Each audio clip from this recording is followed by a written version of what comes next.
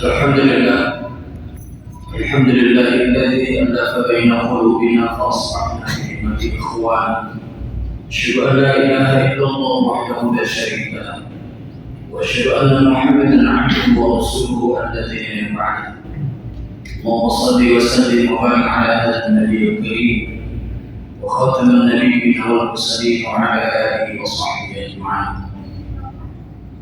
اللهم صل على سيدنا محمد وعلى آل سيدنا محمد كما صليت على سيدنا إبراهيم وعلى سيدنا إبراهيم في العالمين إنك حميد مجيد.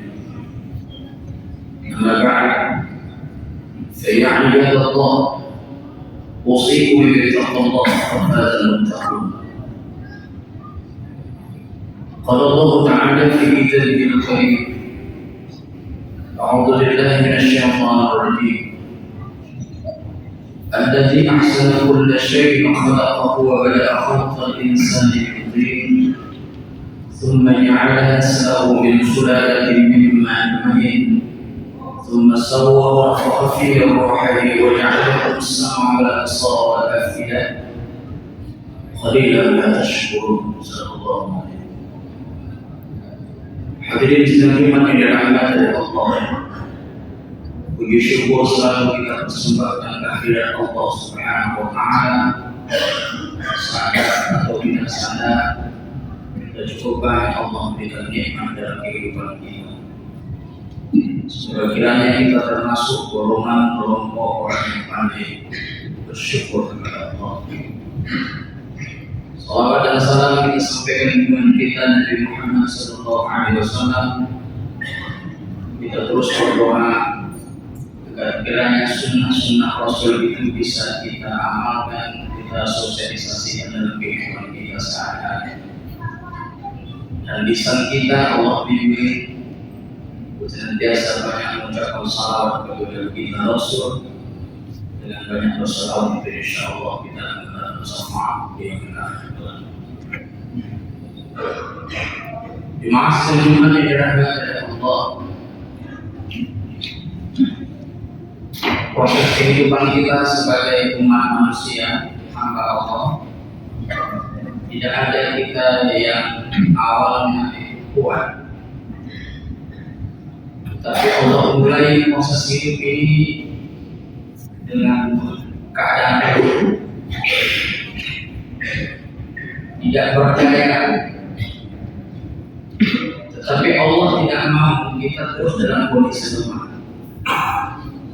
Allah menginginkan kita bisa menjadi kuat. Supaya kita menjadi kuat, maka Allah titipkan beberapa perangkat keras dan lunak dalam diri kita. Jika ini kita bisa kerahkan semaksimal mungkin, kita rawat dan pelihara semaksimal mungkin, insya Allah kita akan menjadi kuat. Hal ini digambarkan Allah dalam surah As-Sajdah yang saya bacakan di awal khutbah tadi. Allazi ahsana kulla syai'in khalaqahu wa bada'a khalqal insani min tin thumma ja'ala naslahu min sulalatin min ma'in mahin ثم سوى ونفخ فيه روحه وجعل لكم السمع والابصار والافئده قليلا ما تشكرون. Kamilah yang menciptakan kalian, kata Allah, dari segumpal tanah, dari sumber yang hina. Kemudian kami tiupkan roh. Setelah itu kami bekali kalian dengan pendengaran dan penglihatan. Jemaah yang dirahmati oleh Allah Subhanahu wa Ta'ala, ayat ini jelas menggambarkan kepada kita yang lemah tadi diberikan Allah perangkat, kekuatan, potensi dalam diri kita. Jika ini dioptimalisasikan, insya Allah kita menjadi kuat. Yang pertama, Allah masih titipkan ruh kepada kita. Dengan kekuatan ruh inilah kita bisa berkembang terus sehingga seperti sekarang ini Kita bisa berbuat sesuka hati kita. Kita bisa bekerja semaksimal mungkin dalam masyarakat roh. Ketika roh itu berpisah pada diri kita, maka apapun tak bisa kita lakukan. Jadi Allah titipkan roh. Oleh karena dalam konteks Islam, dalam ajaran Islam, kita tidak boleh dan dilarang untuk memisahkan jasad seseorang dengan rohnya. Kita juga tidak boleh dilarang untuk memisahkan jasad kita dengan roh kita. Bunuh diri. Karena potensi roh itu sangat pengaruh. Kita bisa menjadi kuat seperti sekarang. Dan suatu saat roh ini juga akan berpisah dengan diri kita. Itu ada al-maut, kematian. Kullu nafsin za'iqatul maut. Oleh karena itu sebelum berpisah roh ini dengan jasad, dalam ajaran Islam kita dianjurkan untuk memelihara roh. Walaupun roh ini akan berpisah dengan kita, tidak ada yang tahan untuk menahannya. Tidak ada yang bisa untuk menahan roh itu. Kaya pun dia, berpuasa pun dia, sampai ajalnya berjaga, ajalnya laisakiruna sa'ata wa la yastaqdimun. Pasti dia akan menghadap Allah Subhanahu wa ta'ala. Salah satu menjaga roh ini adalah bagaimana kita tidak mengkonsumsi, memakan, meminum yang bisa mempercepat berpisah jasad dengan roh. Minuman keras, narkoba dan segala jenisnya yang bisa merusak jiwa kita, yang bisa merusak fisik kita, dan itu akan berakhir kepada al-maut. Dalam Islam kita juga dianjurkan salah satu dari hal itu adalah riyadhah, berolahraga. Begitu juga yang ketiga, selektif untuk memilih makanan-makanan yang kita makan dan minum. Ini luar biasa Islam ini. Dan kita bicara tentang kudrahnya Allah, ketentuan Allah. Tapi ada usaha ikhtiar kita agar roh itu, walaupun dia tidak kekal pada diri kita, setidaknya menjaga roh itu. Karena apabila roh berpisah dari jasad, apapun tak bisa dilakukan. Yang kedua, yang diterima Allah bagi kita yang lemah tadi sehingga bisa dikuat adalah al-afidah, ketajaman mata batin. Itulah dia dalam bahasa Rasulnya basirah atau basarah. Ada dua pandangan dalam Islam itu, memandang secara fisik itulah mata ini. Yang kedua adalah memandang secara hati nurani, basirah, ketajaman al-afidah. Biasanya lebih tajam pandangannya itu adalah basirah. Salah satu yang bisa memberikan makan sehingga hidupnya basirah ini, bercahayanya basirah ini, pandangan mata batin ini adalah keimanan kita kepada Allah. Kemudian ucapan-ucapan kita yang memuji Allah, membesarkan agungan Allah, membaca kalam Allah, itu yang dilihat basirah ini. Ketajaman mata batin ini itu bisa membedakan mana yang hak dan mana yang batil, mana yang layak dan pantas dia kerjakan dan mana yang layak dan pantas dia tinggalkan. Itu selalu cerminannya adalah mata batin. Seorang mencuri, kedapatan oleh orang banyak, diimbali, dipukuli. Pada saat dia terdesak ditanya, apakah pekerjaan ini salah atau benar? Pasti jawaban salah, Pak. Salah, Pak. Salah. Kenapa perlu ucapan salah dan tidak benar itu? Kenapa? Karena pada saat itu si pencuri sedang berdialog dengan batinnya. Karena batinnya basirah pasti dia akan berdosa dan berbohong. Terus kenapa dia melaksanakan pencurian itu? Pada saat dia berbuat apa itu, dia tidak berdialog dengan nurani, tidak berdialog dengan hati kecil. Apa yang saya katakan? Kalau mau selamat dalam dunia ini, ketika melakukan sesuatu, terlebih dahulu berdialog, berdiskusi dengan hati diri. Apakah pekerjaan itu layak atau tidak layak, pantas atau tidak pantas, dibenarkan atau tidak. Karena basirah tidak akan pernah berdusta terhadap.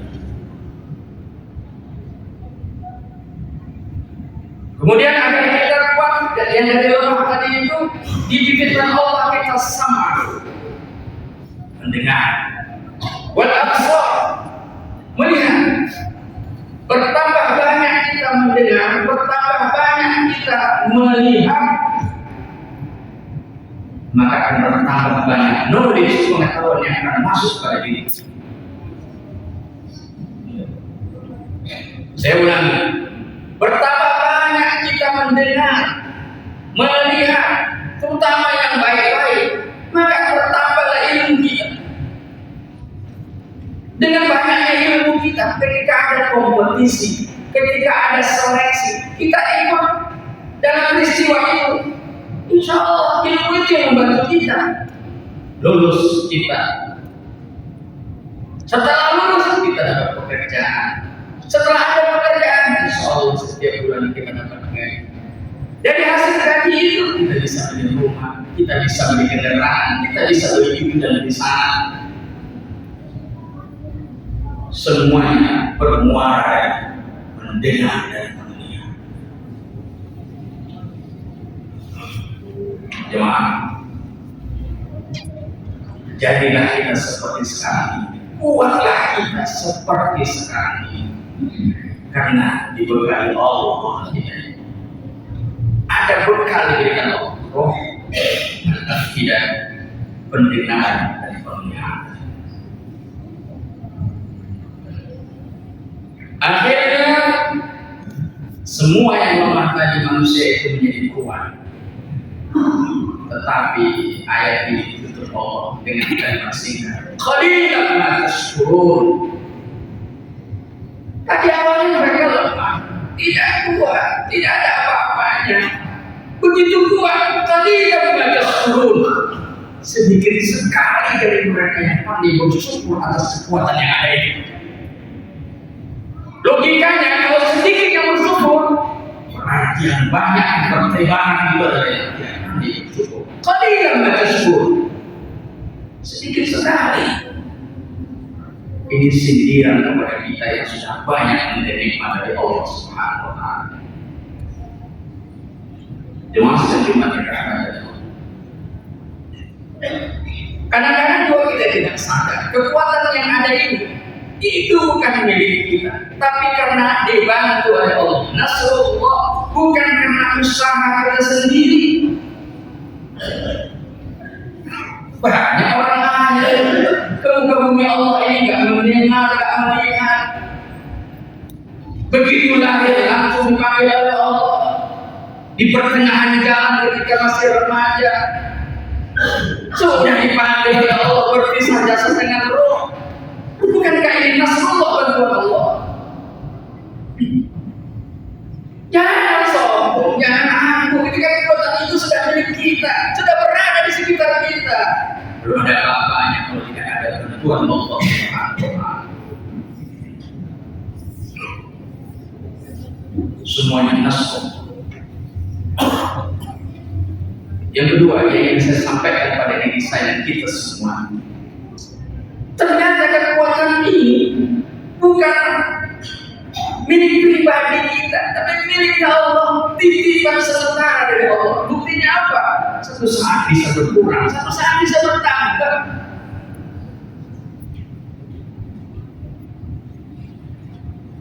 Satu posisi orang bisa di atas, satu posisi bisa di bawah. Terkadang orang bisa kaya raya, tapi bisa bangkrut. Bukankah ini menunjukkan yang kekuatan itu bukan milik kita. Titipan sementara dari Allah Subhanahu wa Ta'ala. Termasuk ruh yang dititipkan Allah itu suatu saat bisa diambil dan tak bisa kita cegah. Kalau sudah menjadi mayat, apapun tak bisa kita lakukan. Sekaya apapun kita, seberkuasa apapun kita,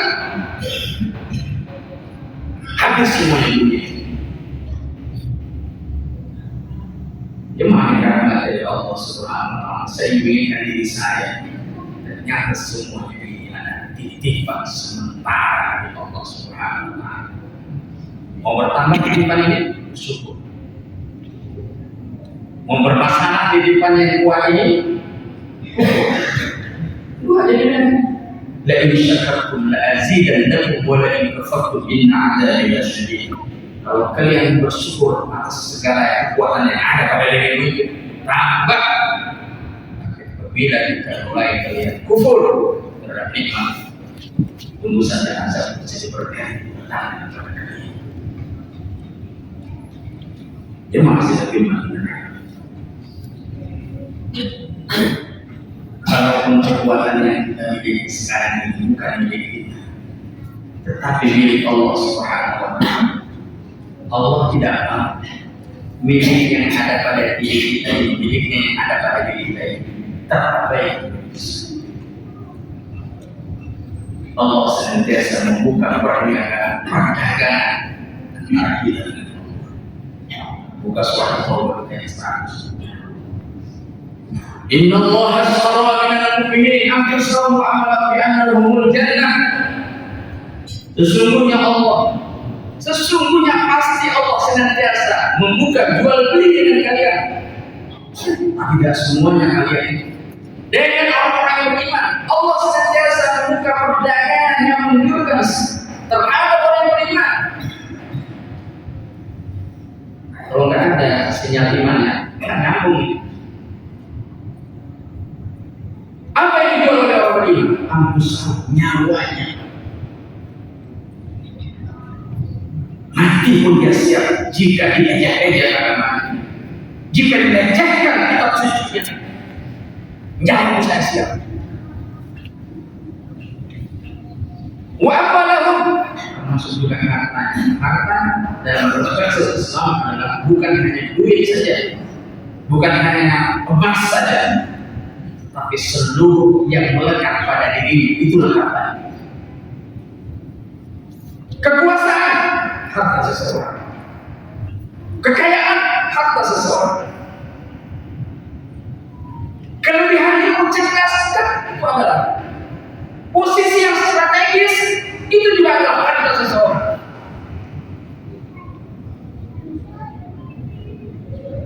Semuanya itu diharapkan untuk kembali diperjualbelikan di sisi.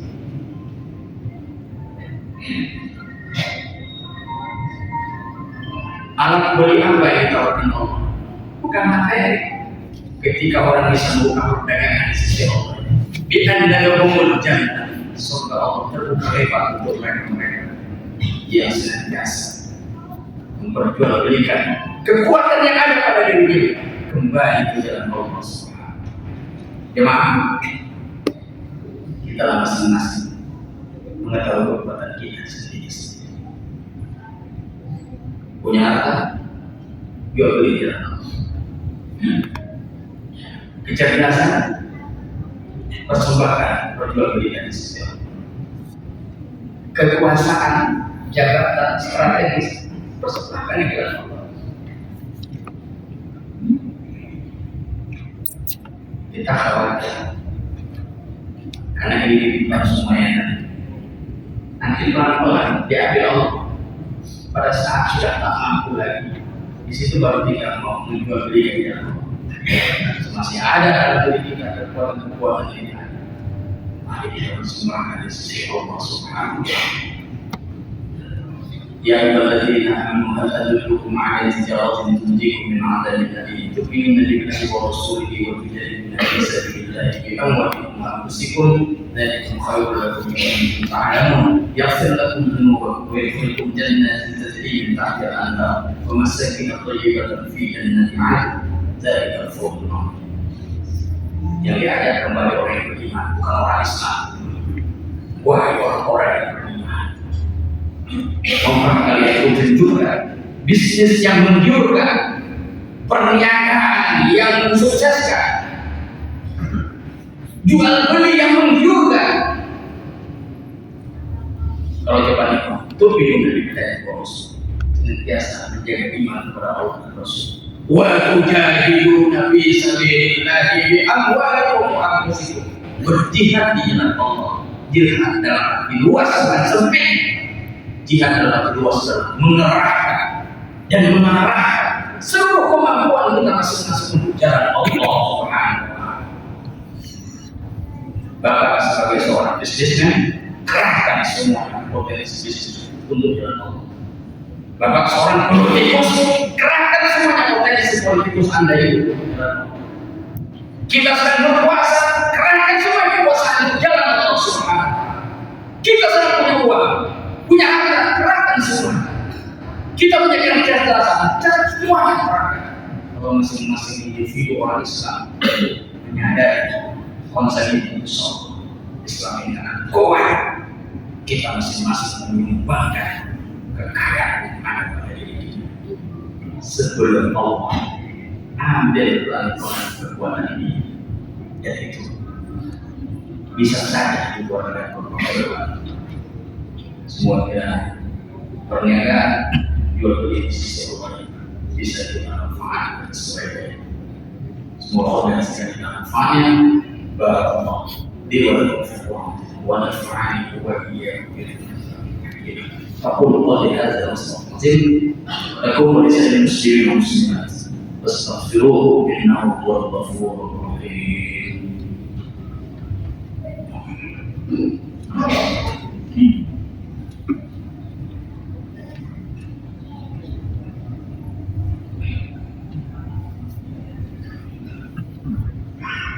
الحمد لله الذي بيده الملك وعلى كل شيء قدير، الذي خلق الموت والحياة ليبلوكم أيكم أحسن عملا العزيز الغفور. أشهد أن لا إله إلا الله وحده لا شريك له، وأشهد أن محمدا عبده ورسوله الذي نبي بعده، وصلى وسلم وبارك على هذا النبي الكريم وخاتم النبيين والمرسلين وعلى آله وصحبه أجمعين. اللهم صل على سيدنا محمد وعلى آل سيدنا محمد. صلى على سيدنا إبراهيم وعلى سيدنا إبراهيم في العالمين إنك حميد مجيد. أما بعد يا عباد الله اتقوا الله حق تقاته ولا تموتن إلا وأنتم مسلمون. قال الله تعالى في كتابه الكريم يا أيها الذين آمنوا اتقوا الله ولتنظر نفس ما قدمت لغد واتقوا الله إن الله خبير بما تعملون. قال الله تعالى في كتابه أيضا إن الله وملائكته يصلون على النبي يا أيها الذين آمنوا صلوا عليه وسلموا تسليما. وفضل الراشدين أبي بكر وعمر وعثمان وعلي وأنباء الصحابة والتابعين التابعين ومن تبعهم بإحسان إلى يوم الدين. وعلينا معهم برحمتك يا أرحم الراحمين. اغفر للمسلمين والمسلمات والمؤمنين والمؤمنات الأحياء منهم والأموات برحمتك يا أرحم الراحمين.